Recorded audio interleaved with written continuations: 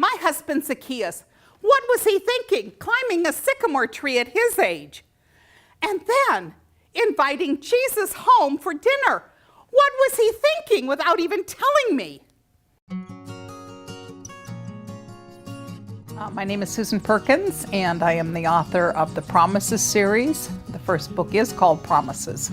Promises started with the character of Anya as a monologue, and she was the wife of Zacchaeus, which many Christian people know as the wee little man that climbed the sycamore to see Jesus.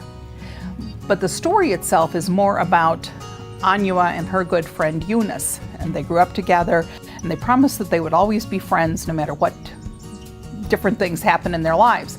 Well, my particular husband, who in many ways is Zacchaeus and in many ways is Amos in the story, loved the Anya monologue, and he always said, "I wish I knew the rest of the story." Well, for his birthday one year, I wrote him the book, and I gave it to him basically just with a plastic binder on printed pages. And he read it, and he said, "I have goose pimples." He said, "This is wonderful. I know these people." And then he looked at me and he said, "What's the rest of the story? What happens next?" And that was 6 books ago. They take the characters in the Bible that we know the stories about and make them very real and put us there and make us feel like we're right in the middle of biblical times watching the action in our lives, the promises we make on the journey of our life. Both makes us who we are and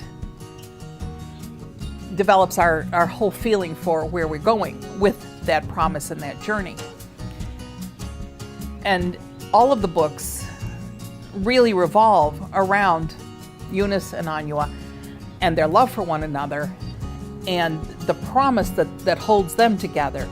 And yet there's still the promise within marriage and the promise within friendships and the promises that we eventually make when we turn our life over to God through Jesus Christ as our personal Savior.